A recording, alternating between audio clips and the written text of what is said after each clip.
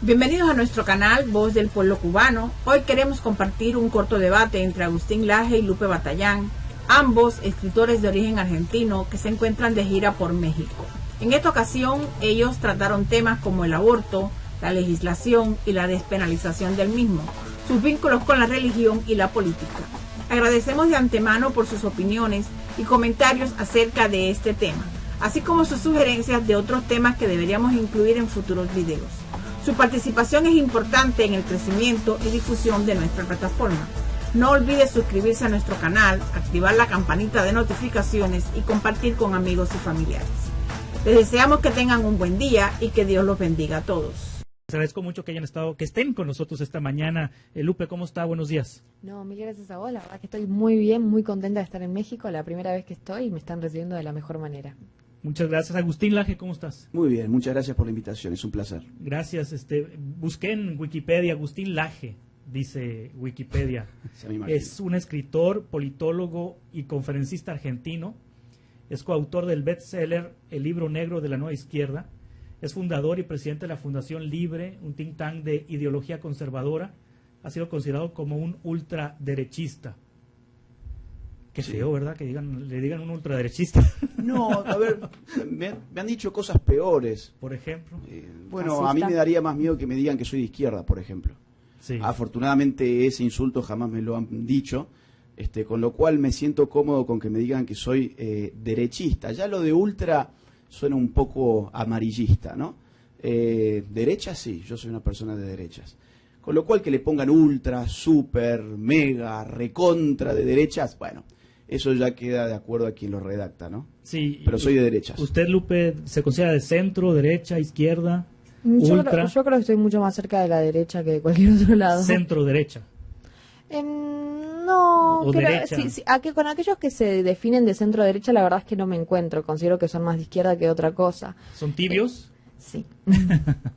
O sea que estás en la derecha.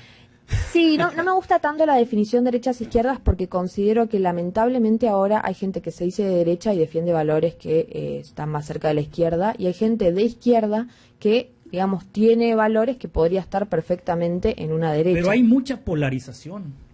Sí. Mucha polarización. Sí, yo creo que la discusión pasa por otro lugar acá, si son los intereses nacionales o son los intereses de las organizaciones internacionales, digamos, de los lobistas internacionales. En ese caso, por eso creo que me puedo encontrar mucho más cercana a muchos mexicanos que defienden los intereses nacionales, porque en el fondo los intereses nacionales de México son muy parecidos a los intereses que tiene Argentina o que debiera tener Argentina para sí misma. Ahora, Agustín y Lupe llegan en el contexto en donde la Suprema Corte de Justicia de la Nación en México declaró hace unos días inconstitucional la penalización del aborto, y fue por unanimidad.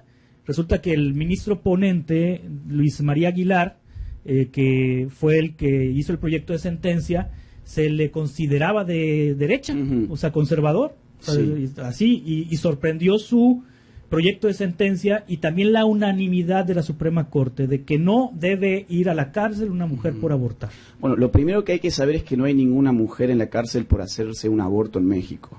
Sí, o sea, es el primer mito que hay que tirar por la borda. En México no hay, según los registros del año 2020, que son los últimos, ninguna mujer que esté presa por hacerse un aborto, ¿sí? Lo que hay son hombres que están presos por hacer abortos, y lo que hay son 5 mujeres que están presas no por hacerse un aborto, sino por hacer abortos a otras mujeres a las cuales le quitaron la vida finalmente. O sea que están presas por haber asesinado a una mujer. Eso antes que nada. Segundo punto, muchos de estos mismos jueces, hace muy poco tiempo en un fallo, interpretaron la Convención de los Derechos del Niño en el sentido de que la vida del niño se debe resguardar, proteger, tanto antes de nacer como luego de nacer. O sea que son los mismos que en verdad borran con el codo lo que escribieron con la mano. Yo creo, sinceramente, y haciendo un análisis político, que lo que están haciendo es cumplir una agenda política que, como dijo Lupe, no es nacional, es internacional. Por eso el tema del aborto es el gran tema de todos nuestros países al mismo tiempo, más o menos desde el año 2015, 2016, 2017 hasta el día de hoy. Y hay un costo muy político en México para quien legalice el aborto a través de los poderes democráticos mexicanos, o sea, a través de un Congreso. Despenalizar o legalizar el aborto a través de los congresos desgasta políticamente. Hay que hacer debates políticos, hay que consultarle al pueblo qué es lo que piensa, hay que ver cómo se defienden los políticos. Y quizás en próximas elecciones a los políticos que legalizan el aborto se les hace pagar con el voto. Ese es el costo que el gobierno no ha querido afrontar y por lo tanto, a mi juicio, ha utilizado a los jueces, porque los jueces no tienen ningún vínculo con el pueblo. El juez viene de un poder al cual el pueblo no accede. El pueblo no sabe quiénes son los jueces, no los conocen, no los votan, no los quitan, no los ponen. Entonces ha sido la vía más rápida para poder hacer esto de una buena vez en México. Sí, también la Suprema Corte de Justicia de la Nación determinó que es inconstitucional, Lupe, que haya cartas magnas o constituciones estatales que protejan la vida desde el momento de la concepción. Hay 28 estados de la República, Sonora incluido, que su constitución marca la protección de la vida. Esto fue un movimiento que hubo en el país entre 2008 y 2010, en donde grupos pro vida convencieron a los diputados y locales de reformar la constitución para proteger la vida desde la concepción, como una estrategia para blindar una posible legislación futura sobre aborto. ¿Qué opinión te merece esta decisión de la Corte? Bueno, en primer lugar, me gustaría resaltar ahí sobre el final lo que decías, como para no perdernos. Creo que además fue una excelente iniciativa. No solamente porque trató de ponerle un freno, se produjo producto de la legalización del aborto en Ciudad de México, sino porque además ha demostrado excelentes resultados en lo que es la mortalidad materna y sobre todo la mortalidad materna por aborto. Los estudios del doctor Hilard Koch, que es un epidemiólogo chileno de muchísima relevancia en el campo científico, han demostrado que, él estudió el fenómeno mexicano, se llama Experimento Natural Mexicano, lo pueden encontrar subido en internet de manera gratuita en el instituto para el cual él investiga. Lo que estudió fue que Ciudad de México, cuando legalizó el aborto, aumentó su mortalidad materna. Y en consonancia, estos estados que restringieron aún más su legislación con respecto al aborto, disminuyeron la mortalidad materna. Con lo cual, lo que encontramos, para ese caso, es que en el caso de México, la legalización del aborto aumenta la mortalidad materna. Sí. No ha servido para combatir. Y en el caso puntual de lo de la Corte Suprema, me parece tristísimo que la Corte, con tanta liviandad esté declarando inconstitucional determinados, en el caso, de la semana pasada fue, parte del Código Penal de Coahuila y de Sinaloa, pero además queriendo avanzar sobre las constituciones de los distintos estados, porque la Constitución mexicana es bastante explícita sobre la protección del niño por nacer. En el artículo 1 da, primacía por sobre el derecho interno a ciertos tratados de derecho internacional, entre los cuales está la Convención sobre los Derechos del Niño, que en su preámbulo, que tiene carácter normativo por el artículo 31 de la Convención de Viena sobre el derecho de los tratados, dice esto mismo que había ratificado la Corte y que Agustín comentaba hace un ratito, que el niño, tanto antes como después de su nacimiento, merece la debida protección legal por parte de los estados. Esto implica no avasallar sus derechos y además, clarísimo, determinar que es persona, por eso es niño, ¿no? No hay niños que no sean personas. Y además tenemos el artículo 123 de la Constitución mexicana. Nadie puede venir a decirme a mí en México que a la Constitución mexicana es indiferente hacia la vida del niño por nacer, porque este artículo lo que establece son obligaciones al patrón para que en caso de tener una empleada embarazada tenga que tomar todas las medidas higiénicas, sanitarias, de prevención de accidentes para cuidar la vida o la salud del producto de la concepción. O sea, la vida de ese niño por nacer. No es indiferente, esto no está en la ley laboral, está en la Constitución. Así que me parece tristísimo que los jueces de la Corte Suprema no estén haciendo primar la coherencia y la redundancia que debería haber en el derecho interno. Tampoco están haciendo primar la justicia, sino decisiones, sentencias totalmente ideologizadas que en nada responden nada a la realidad. Sí. ¿Son católicos ustedes? Sí, soy católico. ¿Católico? Yo, sí, me convertí el año pasado. Hasta el año pasado, septiembre del año pasado, era atea. ¿Atea? ¿Y qué te hizo cambiar de opinión? Leyendo una tesis. La verdad es que encontré las respuestas a los problemas que me causaba esto de ser atea. Y después fue honestidad intelectual, pero mi lucha con respecto, digamos, a favor de la vida comenzó en el 2018, cuando tenía 19, y era totalmente atea. Sí, Agustín, católico. Católico. ¿Qué opinas de la laicidad en las leyes? O sea, que no se meta la iglesia o las iglesias en las leyes. A ver, quien se tiene que meter en las leyes es el pueblo, Sí. que es quien no se está metiendo en las leyes. Por eso el aborto no pasa por la ley. Una cosa es el Estado laico y otra cosa es el laicismo. Son cosas muy distintas. El Estado laico significa que el Estado da libertad religiosa para que pueda haber más de un credo en su sociedad. Bueno, como nuestras sociedades modernas tienen más de un credo, o a veces hay gente que no tiene ningún credo y está muy bien, pues entonces hay libertad para eso. Pero otra cosa es suponer que las personas no pueden llevar sus valores y sus creencias al gobierno. ¿Por qué no? ¿Por qué no? ¿Por qué yo puedo llevar, por ejemplo, lo que yo hago en mi cama al gobierno, como hace el lobby LGBT, y no puedo llevar las ideas del templo al cual voy? Sea cual fuere, más allá de cristiano, lo que fuere.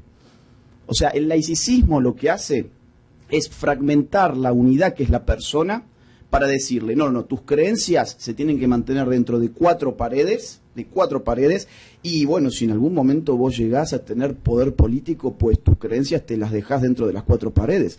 Y eso es completamente antidemocrático. Aunque hay muchos riesgos de extremismos. Vemos ahí algunos pueblos que interpretan el Corán de una manera literal, sí, y se cometen totalmente abusos. Estamos viendo lo que está ocurriendo en Afganistán, en donde pues las mujeres están nulificadas por completo. Bien, pero ahí no hay Estado laico, por eso yo lo separaba. Sí. Decía, Estado laico, yo estoy completamente a favor del Estado laico. El Estado laico significa libertad religiosa, libertad para que haya pluralidad de credos. Ahora bien, laicismo significa el Estado asegura el ateísmo dentro del Estado, cuando en verdad la sociedad no es atea. El Estado tiene que ser un reflejo de lo que es la sociedad. Si en la sociedad tenemos muchos grupos religiosos, pues cada grupo religioso llevará gente suya al Estado y convivirán en el marco del Estado laico. Otra cosa es el laicismo, que le hace a la persona fragmentarse por entero y dejar lo que es. De cualquier manera, quiero aclarar algo que es muy importante. Yo de religión no sé nada, ¿sí? O sea, yo soy un tipo católico de una familia católica, que bueno, que va cuando puede a misa, pero no tengo una formación para hablar de temas religiosos. Cuando nosotros hablamos de este tema, no hablamos desde nuestras creencias, ni estamos en contra del aborto porque sea un pecado. Esto es muy importante, porque si no tendría yo que estar dando una conferencia en contra de del onanismo, de la masturbación, tendría que estar dando una conferencia en contra de los niños que le faltan el respeto a sus padres, en contra de la infidelidad dentro de la pareja. Bueno, no, yo no soy un sacerdote. Yo hablo sobre el aborto porque en el caso del aborto hay una vida humana desde la fecundación, no porque lo diga el Papa, no porque lo diga un obispo, un pastor evangélico o quien sea, sino porque eso ha encontrado la ciencia más moderna con la genética a la cabeza. Entonces, hay un ser humano desde el momento de la fecundación que crece como ser humano porque tiene la esencia del ser humano desde el momento uno, caso contrario no podría crecer como ser humano, tendría que crecer como otra cosa. Por lo tanto, esa vida de nuestra especie, de la especie humana, quitarle esa vida no es interrumpir un embarazo, es aniquilar una vida humana. Entonces, por eso estamos en contra del aborto, más allá de si creemos o no creemos en Dios. Sí, hay una encuesta a propósito de la decisión de la Suprema Corte de Justicia de la Nación. La estoy buscando aquí, salió en el Financiero. Más o menos, ¿qué decía? Creo recordar, 60-40 está en México. ¿Qué cosa? 60% en contra del aborto, 40% a favor del aborto, y esto va creciendo el apoyo hacia el tema por parte... ¿Cuántos son los encuestados? 60 y 40. No, estoy buscando la nota, déjame... Mire, en Argentina las encuestas nacionales dieron 70-30 y Argentina es un país mucho menos católico que este, ya que estábamos en el tema. Es un país donde la iglesia tiene mucho menos poder que aquí y es un país mucho más progresista y los guarismos fueron 70-30. De cualquier manera, yo no creo que sea un tema real el tema del aborto. Es decir, no creo que sea un tema de relevancia para la gente. 53% en contra, 45% a favor. Dice, la opinión pública mexicana continúa marcadamente dividida en su postura frente al derecho a la mujer al aborto, según revela la serie de encuestas nacionales del Financiero. El 45% de las personas entrevistadas el pasado mes de agosto manifestó su acuerdo con que la ley permita el derecho al aborto, mientras que el 53% está en desacuerdo. La última vez que se publicó esta serie de datos fue en marzo de 2021, en el marco del Día de la Mujer. Y la encuesta más reciente hasta el momento, realizada en febrero, arrojó números muy similares, con 45% de acuerdo y 51% en desacuerdo. Y debe tener aquí la nota técnica. Tú preguntabas cuántas personas, ¿no? Es metodología, encuesta nacional realizada vía telefónica, 1,000 mexicanos, adultos. Es una encuesta muy chica. Del 13, 14, 27, 28 de agosto se hizo un muestreo probabilístico de teléfonos residenciales y celulares en las 32 entidades, nivel de confianza del 95%, margen de error más o menos 3.1%. Digamos, es una encuesta periodísticamente muy pobre. En Argentina tenemos una población que es la mitad de México y una encuesta más o menos para que refleje digamos, una realidad posible. Estamos hablando de arriba de 2.500 casos. Encuestas presenciales, no telefónicas, porque telefónicas es un número más grande todavía. O sea, una encuesta de 1.000 casos, la verdad que es una encuesta muy pobre, no creo que refleje la realidad de Pero divide. México. Hay personas que, por ejemplo, mi postura personal, y bueno, una disculpa porque no debiera yo estar compartiendo posturas personales. Yo no abortaría, digo, no puedo abortar porque no soy mujer, pero yo si fuera mujer yo no abortaría, yo no estoy de acuerdo. Pero estaría de acuerdo y estoy de acuerdo con que a la mujer que lo decida lo pueda hacer. Bueno, eso es como que yo diga, y que no la castiguen, pues. Eso es como que yo diga, mire, yo hay la personas verdad, con esa postura, pues. Es una decisión personal. Yo creo que hay que tratar de dimensionar. no es una decisión personal, porque hay otra persona involucrada. Las decisiones personales son decisiones que solamente repercuten sobre mi persona. Yo no puedo tomar la decisión personal, vamos a decir, de romper la silla contra su cabeza, porque no es una decisión personal, está involucrada su persona. De la misma forma que una mujer que toma la decisión, digamos así, de acabar con el hijo que lleva en su vientre, la decisión personal, y bueno, es acabar con otra vida. Con lo cual, ahí hay un gran problema. Decisión personal sería que la mujer se tiñe el cabello del color que le guste, que se ponga un piercing, que use métodos anticonceptivos. Que use anticonceptivos, por ejemplo. Eso es decisión personal. Pero cuando ya hablamos de un otro, la decisión personal no. Es como que yo diga, bueno, miren, yo la verdad no robaría. O yo la verdad no mataría a nadie. Pero bueno, si alguien tiene la decisión personal de robar, yo no me voy a meter porque no soy nadie para disponer qué tienen que hacer los demás. Yo creo que en verdad no es un no es el caso. Se debe penalizar el aborto. Claro que sí, pero te voy a explicar por qué. Porque hay una idea muy errada de lo que es la penalización. La ley tiene una función, la ley penal, preventiva y pedagógica, entre tantas otras cosas. Preventiva porque previene el delito. Hay mucha gente que va a delinquir y por miedo a la sanción no lo hace. Pero además, como digamos retomemos los datos que decía Agustín hace un rato, no hay mujeres presas por su propio aborto en México, digamos, ni por consentir ni por provocar. ¿Esto qué quiere decir? Que el derecho penal no está criminalizando a la mujer que aborta. Esto lo entendemos perfectamente. De hecho, si nos remitimos a datos del doctor Koch, que citaba hace un ratito, el 93,1% de las mujeres que se acercaban a pedir un aborto en Chile lo hacían por razones de violencia y o vulnerabilidad, 44,4% por coerción o coacción de la pareja, razón mayoritaria, abuso sexual, abuso de drogas y alcohol, miedo a que las corran del trabajo, de la casa, temor a la pareja o a la familia. O sea, vemos una mujer que no está siendo libre, está siendo sumamente vulnerada. Entonces, ¿qué hacemos como derecho penal ante esa mujer que está siendo sumamente vulnerada? Bueno, que esto siga siendo un delito, porque obviamente estamos matando a un tercero, pero además el hecho de que sea un delito desencadena una investigación, y a partir de esa investigación podemos llegar a los 100 hombres y a las 5 mujeres que están presos hoy en México por haber atentado contra una mujer, por haberla vulnerado y por haber atentado contra la vida de su hijo. Sí. Digamos, y esto tiene que ver, digamos, hay vías procesales que están determinadas en la parte general del Código Penal Federal y en los códigos penales federales de los distintos estados que hacen, digamos, posible la suspensión de juicio a prueba y la ejecución condicional, que permiten cambiar la pena de prisión por otro tipo de, digamos, reparación, como puede ser el tratamiento médico, el servicio comunitario o cualquier otra medida que el juez disponga para el caso particular. Esa es la vía procesal que siguen las mujeres. Obviamente agarramos a una mujer en una situación sumamente vulnerable y cumplimos con el ideal de justicia y con la utilidad social, que son las dos funciones principales de la pena, y sacamos algo mejor, sacamos a la mujer del contexto de violencia en el que está. Con lo cual, si miramos solamente a la mujer, es indispensable que el aborto siga siendo ilegal para poder sacarlas de esas condiciones de violencia en las que están. Sí. ¿Saben por qué no las pena? ¿Por qué quieren sacar la pena cuando no hay mujeres que hayan tenido esa pena? Para dejar vía libre para que el negocio del aborto entre en México. Esto es un tema de negocio. ¿De quién es el negocio? YPF. IPPF es la red de clínicas abortistas más grande del mundo.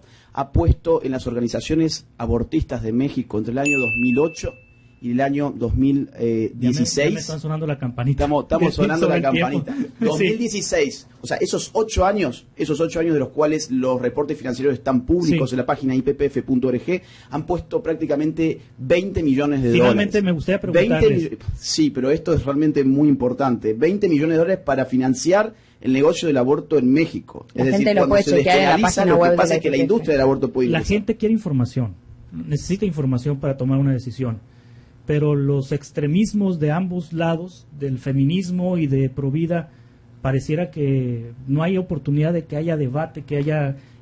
Nosotros queremos debate, Este, digamos. En nuestra gira hemos tenido entonces, 3 posibilidades de debate, de falta las cuales el no otro hay lado un se punto bajaron. intermedio La defensa Un de la punto vida intermedio. no puede tener un punto intermedio porque no hay de medios diálogo. vivos o No, medios no, muertos. pero de diálogo. Sí, pero mire, escúcheme, estamos en una gira.